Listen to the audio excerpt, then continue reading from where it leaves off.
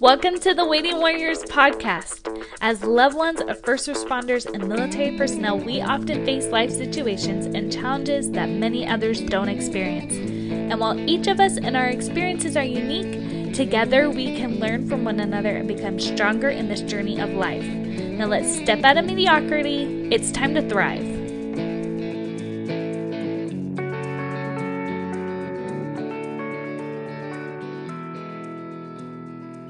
Hey, Waiting Warriors out there. Welcome to another week on the podcast. This week we have Hannah Felice. Hannah is a Air Force spouse, a twin mom, which are honestly superheroes in my book. She owns her own business as a copywriter and a content strategist. And welcome to the show, Hannah. Thank you. Thanks for having me. Of course. So I was wondering if you would share with us what you call the Davis First Year Challenge. What I think Sure. it gives a good intro to you. Sure. So my husband and I got married in December of 2018. We actually had two weddings because of the military. So we got legally married like the day after Christmas. And then we got actual married, like in front of everybody, on like a few days after that. So we had two weddings, and that was kind of like a prelude for what the first year was going to be like. And so we jokingly came up with this thing called the Davis First Year Challenge.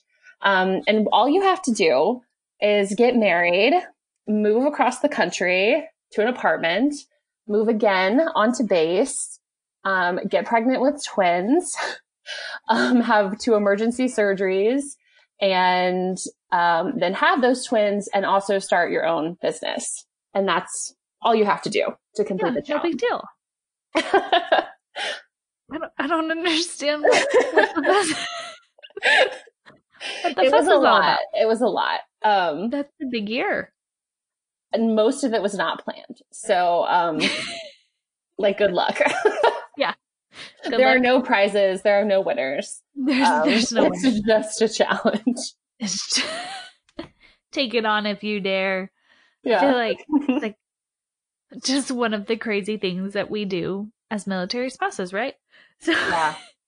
So you've experienced all this, which has been a lot. And that was just 1 year. Obviously, you have a full lifetime of experience, but even just in that 1 year, you've experienced so much as a military spouse. But like, what ways has being a military spouse, a waiting warrior, helped you grow? Yeah. So I think that this military lifestyle, or like if your spouse is a first responder, I think it really challenges your independence. You have to be very self-reliant and flexible. You have to be able to pick up and move at a moment's notice, or be prepared to take over all of the household, all of the child raising, all of that if your spouse gets deployed or something like that.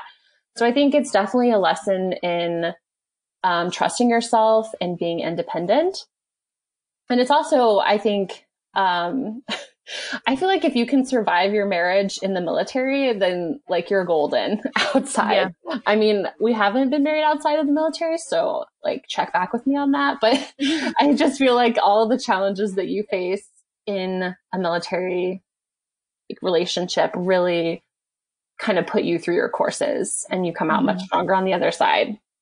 Yeah, that will happen if you like really address everything and figure out what life is trying to teach you, then it works. Oh, for sure. Yeah.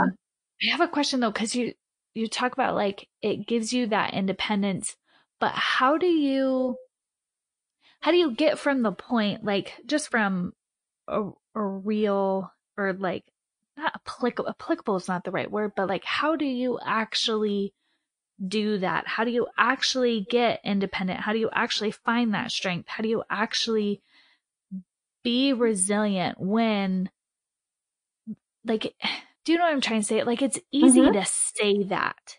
It's easy to say that that's what we are as waiting warriors, but how do you do that when, like I just heard from tonight from a friend who just got 2 weeks notice on a deployment. So all of those things that you said are now her reality, right? Like she is now doing everything on her own. She is being thrown into this, like it's a very real thing. So how do we actually do that instead of just saying we're strong, we're resilient, we are, flexible? Like how, do you know what I mean? Like how has that looked for you? Sure. So we have not actually had to, in my marriage, go through a deployment. I dated a guy in the Army a long time ago, and I did all of those things, went through all of those things with him. But it's definitely, and like, I hesitate to say this because it can sometimes sound mean, and it's like, I don't mean it that way, but this lifestyle is not for everyone. And I don't feel like everybody can do it. And that is not a slight to anyone. It's just, you kind of have to decide if you're going to quit or not. And either you quit on your marriage and you quit on your spouse when this tough stuff comes up and you leave, or you stick it out. And like, that sounds so harsh, but it's just true. So I've had the same like conversation with myself, because it's like, it's not for everyone, but at the same time, I've come to the same conclusion. I think you said it, and we talk about it a lot, but we don't exactly say it. Is like, you have to make that decision. I think this life is for anyone who makes that decision. Not that you have to be a stubborn, woman like I am, or you have to be a carefree hippie crunchy woman, or you know what I mean? Like, it's not necessarily a mold that you have to fit. I think it's that decision that you have to make. So I like that you brought that up, because I think that's what it is. Like, you can't quit on it, but you have to make the decision that you're not going to quit on something before it gets hard. Right. And I fundamentally believe that everybody is capable of sticking out this kind of stuff. Just like you said, it's just, you have to decide if the end is worth it for you. So somebody, and like, people are resilient through and through, but like I said, you just have to decide if the end is worth it. So, sticking, like if you start your own business, that's hard to stick to. But if you decide that the end is worth it for you, then you'll stick to it. And so some people decide that they don't want this enough. They don't want, they're not with the right person, or this is too much for them at their stage, whatever stage they're at in life. And they decide, I'm not going to do this, or I can't do it.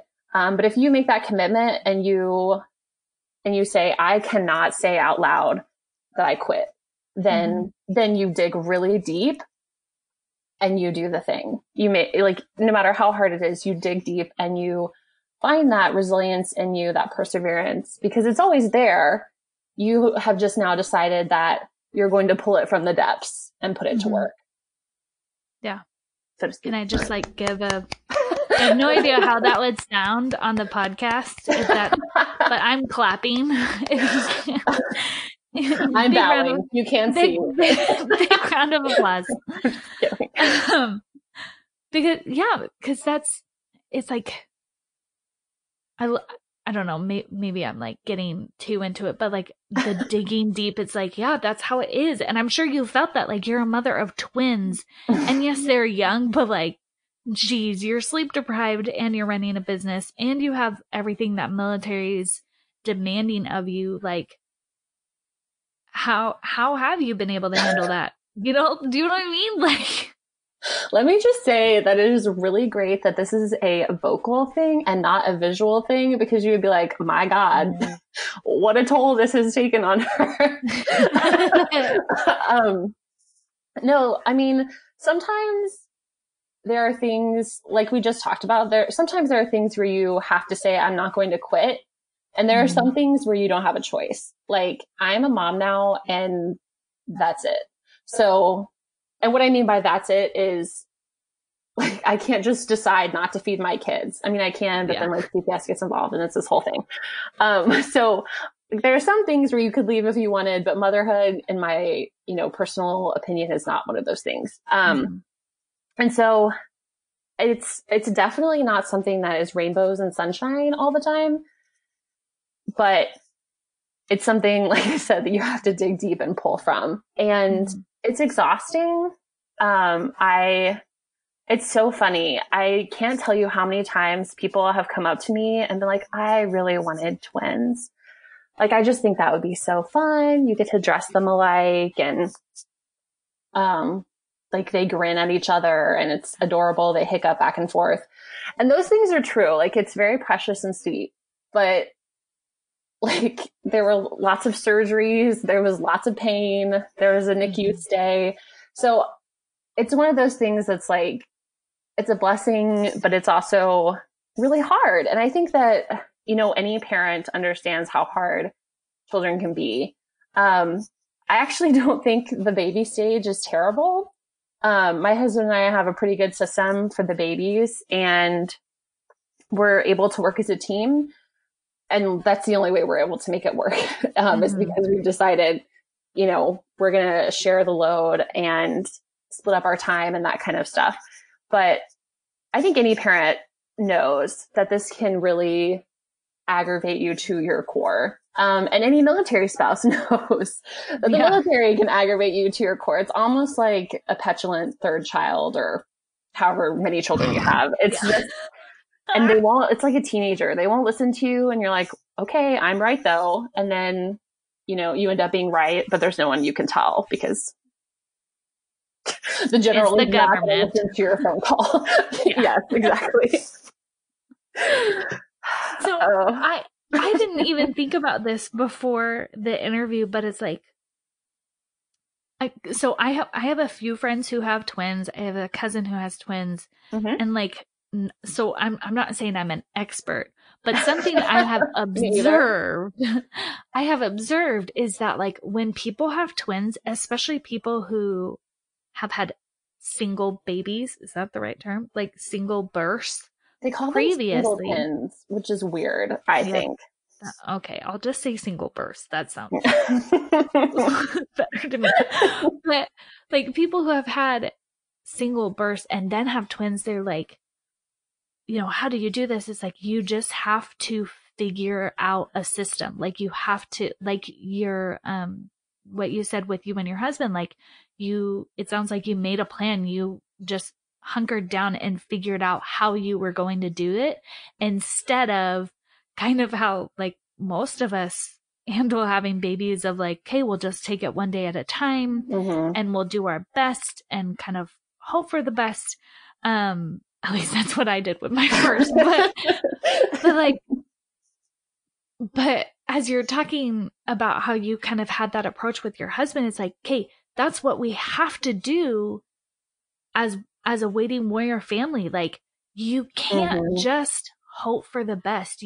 If you just are willy-nilly about what your life is going to be like and, you know, hope that you come out at the end with retirement together, like I don't think you're going to survive. And I'm going to be so bold as seeing what I have seen as a chaplain's wife and the statistics and the stories that I've seen, like you will not make it out.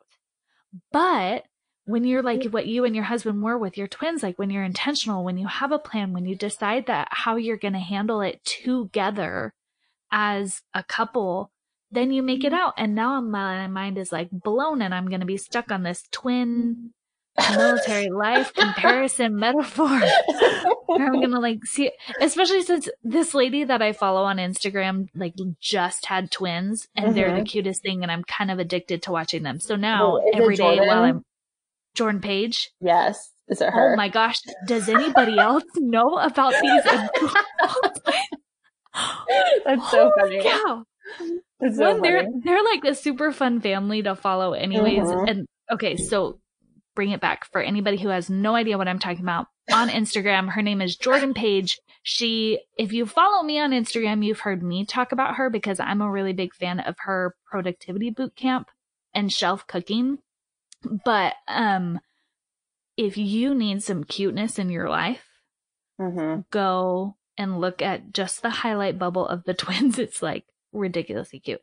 Anyways, now I'm going to be thinking of this metaphor every time I'm watching her stories, which is They every have day. like 1,300 kids though. I mean, they have a lot No, of children. the twins are just 7 and 8. And I'm from a family of 8, so it's like, Oh, okay. whatever. So That's like, not this even is that very many. normal. Okay, gotcha. Yeah, you know, that's normal for me. And the fact that my grandpa was one of 17, that's like 13 million kids. That, you know. Okay. Okay. Are you guys a Catholic or Mormon, or Yeah, is there one of those in there? yeah, the Church of Jesus Christ of Latter-day Saints. Yeah, so Gotcha. it's Yes. you know, we like families, and that's the way it works. But Yeah, anyways, no. okay, I got sidetracked with the twins. Okay, but guys, Yes. like, do you get what I'm saying though? Like, Yes. am I just kind of seeing things that didn't happen? But it sounds like that's what you did. You guys came together as a couple and be like, okay, we have this. I'm saying problem, but it's in quotes. Like, you have this problem, right? You're gonna have twins. You are going to you're not going to be outnumbered, but like that is a huge change, a huge load to Mhm. bear. And again, I say load with quotes. Like, I don't mean that as problems. I love children, right? Okay. Mhm. So we know that. But you have this situation that you have to handle.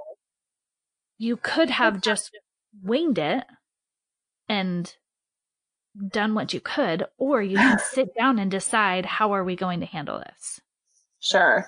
So, I think part of it, my husband is like one of those, he's so obnoxious. He's like always on it. He always has it together. You know what I mean? I don't know if you know anyone like that. Yes. Yeah, it's so obnoxious. I can't believe I married him. But he has a very, like, he'll just do the thing, whatever it is. He just does it. And that's awesome. Like, that's really great.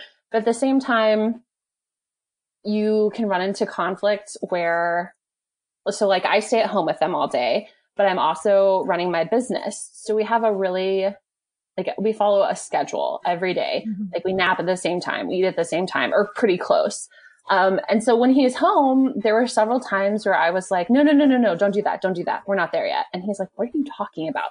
And so communication is huge. And even if you do have that system down, like, you still have to tweak it. And I know that for families where the spouse is coming back from deployment, that is a huge thing sometimes, trying to, because you've been doing this by yourself and you guys have your routines, and then it's like fitting this whole new, not new, but like this whole other person in there, and it can be so stressful. But as humans, we love structure. We love systems. We love to know what's going on because it helps us feel safe. And so that part of that was why we felt like we need to have this down, or we're going to get so burnt out and we're going to be fighting all of the time. We just had to decide, this is what we're going to do. And I just happened to luck out with my husband, Drew, because he, like I said, is very on top of things. There's a word for it. High speed. No, not high speed. There's a word. I don't remember what it is, but there's a word for when you have it together. And I am not that word, whatever it is. The opposite of that. So, but this is that's our whole life story. I sound like the supervillain in our love story and just a disorganized mess. So, like, this is my life. It's fine. It still works though. Whatever it is, yes. It works and you have your strengths. But yeah, I like everything you said. Another question that I have though is like, how you talked earlier about digging down deep into yourself, and kind of like it makes me think of like the power that we have within ourselves. How do you not call upon that power? That's like not what I'm trying to say. Yeah. Yeah, but like how do you hold on to that power? How have you found that power? Yeah, let's go with that. How have you found that power? I don't know that it's something that you find. I think that we become what we need to be. So we become military spouse, we become mom, we become a caregiver. We pick up all of these roles as we get older, and who we are, like the person that we are in our core, can sometimes get left behind or swept under the rug or forgotten. And my whole thing is that it's okay. And not even is it just okay, it's important to remember who you were before you were all those other things. Because who you are fundamentally is what gets you through all of this stuff. Like that's all within you. And you can have an awesome partner and a great marriage and be an awesome mom. But a lot of that, most of that comes from who you are as a person. And so you need to do whatever it is to also feed that person, like who you are. So if you have a big dream, I think you need to call on that and work for it and do something. You can't just let it sit and rot. You have to do something for that person that you were before you were a wife and mom and all of those things. And I think it's really daunting to, sometimes I wake up in the morning and I'm like, I have no idea how I'm going to do this day. Like the feeding and the cooking and the cleaning and all of those things, and responding to my clients and working on things. But it's, again, one of those things where I cannot bring myself to say I quit.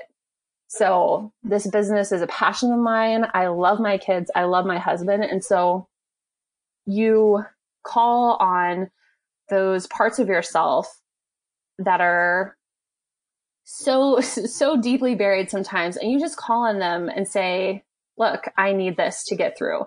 And you pull those things up out of you and you put them to work for you so that you can have the life you love and the life that you're happy to live every day.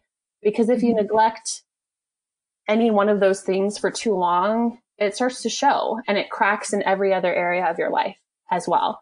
So it's a lot of balance. And I feel like especially as moms and wives, there's kind of I don't know if it's a stigma necessarily, but there's definitely a message of being a mom is the most important thing that you can ever do in your entire life, period. And I totally agree that God's call to motherhood is so powerful and important, but being a mom is not the only thing you have to be or need to be. You can also be Hannah CEO or Hannah rocket scientist or whatever you want to be. I think all of that is within your capabilities. And sometimes we just need somebody to say it's okay and important to chase after those things. Yeah. Just to not defend, but to express my point of view, like, sure. I feel like it's, and I have struggled with this. I've been through I've lost, completely lost myself in motherhood and had to call on those strengths and figure out who I am again. And it's like I've kind of been on a lot of different sides of the pendulum or whatever that word is. But like, I feel like it's that those things are so important, and being true to who you are and really holding on to the powers that you have are so powerful. But at the same time, there's no other success that will give you the same hope and love and just pure eternal joy than what motherhood can and will. But what I think is so interesting is like sometimes I feel like people feel like they either have to be on one side or the other. And I think it's the middle that we need to be. It's when we let ourselves be ourselves, but also let ourselves be ourselves in our motherhood. That's like, I just feel like so many people are missing that they feel like they have to be in mom box or in me box. And it's like, well, what if like I'm just not the kind of mom that everybody else thinks that I am, like should be. And I'm my kind of mom, and I'm the Michelle kind of mom that does the Michelle kind of things. And yes, for me, that means I have some hobbies and I have a business on the side. And do you know what I mean? But it's like, I just feel like we have, like you said, we have these parts of ourselves. And I agree with you. I don't think those parts are supposed to be lost. I don't Mm-hmm. think they're supposed to be lost in motherhood. I don't think they're supposed to be, especially not in like military life or even just the way life throws us around. We don't have to be anybody else except for ourselves. But Mm-hmm. does that make sense? I do have to just, at least my 2 cents, No. and, Yeah. listeners can think how they want to, but No, business I and hobbies are awesome. But if that's at the expense of your family, I don't think that's where true happiness sure. No, will that come. totally makes sense. And I would agree with you. I think a lot of times, even if you ask somebody why they have a business or why they pursue some of those things on the side, a lot of times, even maybe the majority of times, it's to show their kids Yeah. that you can do these things, that you can have these things. Mm-hmm. Like for me, I want to be able to tell my girls that they can do that. My twins are girls. I don't think I said that earlier, but I want to be able to tell my girls and any other kids that we have, you are capable of doing incredible Mm-hmm. things, no matter Mm-hmm. what the obstacles are in your path. And so I think by being true to ourselves, we show our kids how to be more fulfilled Yeah. in their lives. I don't think they're disconnected at all. I think it all is wonderfully connected in a way that is beyond human design, in my opinion. It's something incredible that the way it all comes together and the way that the different pieces of your life fit together were designed for you and the path that you're supposed to be on. Yeah. Yeah. 100%. So, last question. Yes. What is your key to thriving that you want to share with your fellow waiting warriors? It's really tied to what I said earlier. Make sure that in all of the wonderful, supportive, caring roles that you take on, make sure that you extend some of that love and care to yourself. And if there is a dream that you have had your whole life or something that you were pursuing before you got married or had kids or whatever, like make sure that that is still there. And if it is, make sure that you do something about it. It doesn't have to be a big, crazy step. It can be something little, but make sure that you feed that part of yourself as well as feeding your marriage and taking care of your family or whatever it is that your life looks like. I think, as I mentioned before, all of the qualities that you need to be happy, to be successful, to be living a life that you're grateful to wake up to every day, all of those things are already within you. And you just have to decide that it's what you want and reach for them, if that makes sense. Yeah, I love it. Now I'm all like ramped up and I'm going to have a dream about warrior Michelle who's calling out her strengths. I mean, I would also add like so I know you said you guys are LDS. We're Lutheran in my family, and like I would be totally remiss if I did not say that all of that design that I was talking about, I feel is God and his purpose for your life. And it's not, when I say it's something that you have within you, I mean, it's something that you have been given, because you're part of creation, and pulling on that, is like, those are the gifts and the talents and the things that God has given you. And those are what you're pulling on. I think even so it's like obviously I have very strong faith and a strong understanding in my religion, but I think to Mm-hmm. make it not a blanket statement, but just to help in like universal terms, no matter what your faith is, I feel like if you have an understanding and a belief in a higher being and in the concept of a grand design Mm-hmm. is extremely powerful. And in your individual religion, they all have different interpretations of that, but it's scientifically proven and there's social science behind it of supporting the fact that if you have a moral grounding and an understanding and belief in a higher power, you have an overwhelmingly larger potential and capacity to handle difficult things. It's Mm-hmm. like the studies are astounding. And I think it's because of that concept of you understand what you have been given and the power that is inside of you because of who gave it to you. And for me, that's God, and some it's just this being that is, and it doesn't even have a name. And, there's other religions where it's multiple, but whatever it is when you're drawing on power that is not your own, your capacity grows. And again, for me, that's God. And you have these gifts that an eternal being gives you. Like, that's just powerful. I kind of went on a little. No, I mean, and I would even add to that, not only do you have that potential, but you have that hope.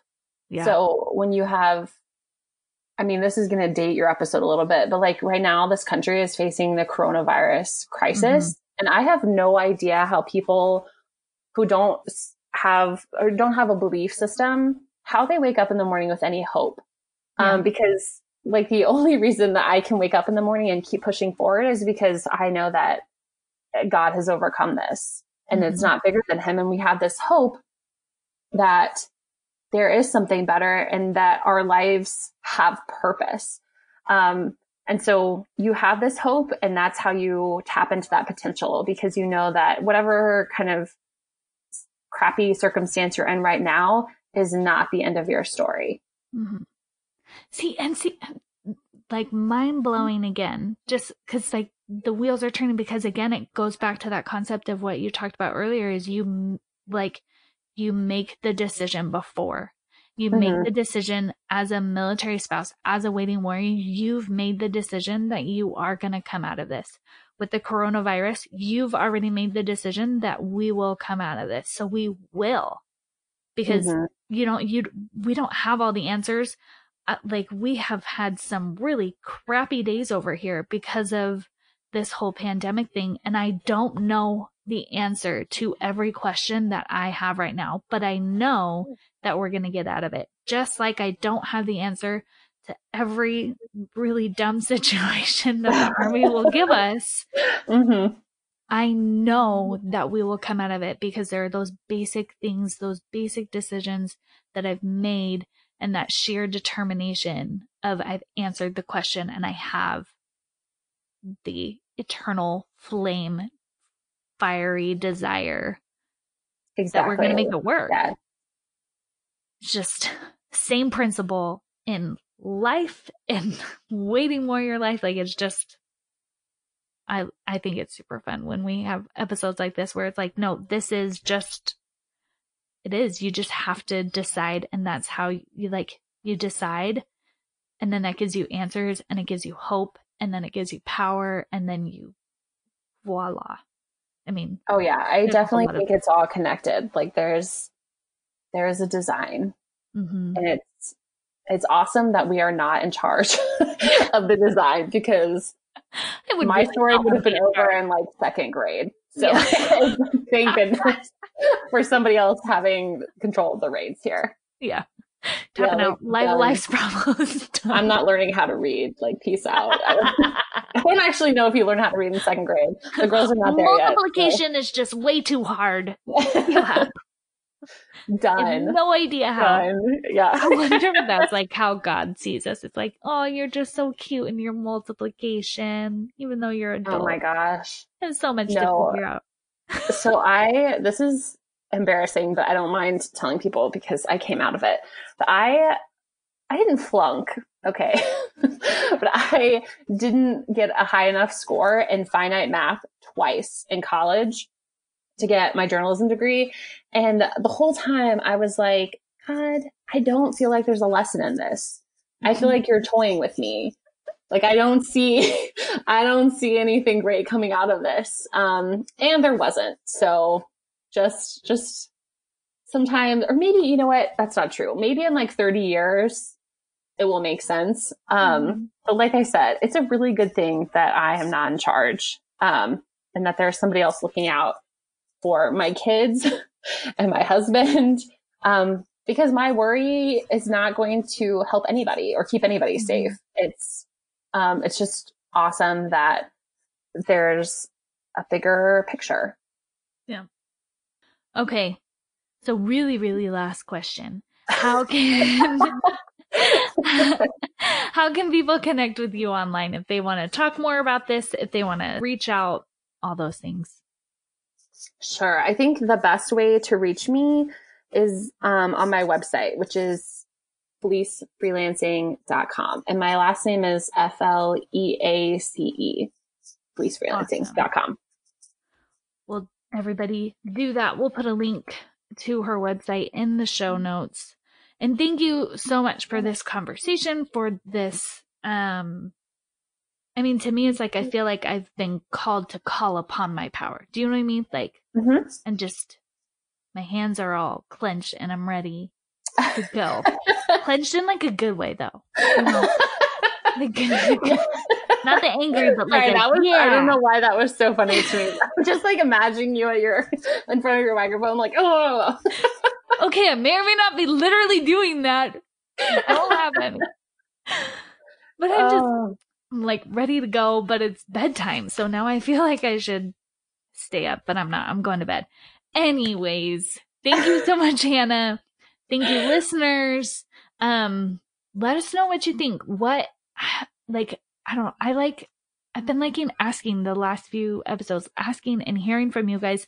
I want to hear, what do you feel like is a part of yourself that you haven't been utilizing, using, calling upon, whatever word gets you to where you need to be with those parts of yourself. What are those parts that you haven't been feeling are useful or are helpful, or you've just kind of set aside for the sake of waiting warrior life and supporting your significant other, or in motherhood, or in working, you know what I mean? Whatever it has been, what has been something that you set aside, and let me hear on social media. And remember, guys, I think this means so much now more than ever, but just because it's hard doesn't mean it has to be miserable. And you guys have a great week. Thanks again, Hannah. Thank you.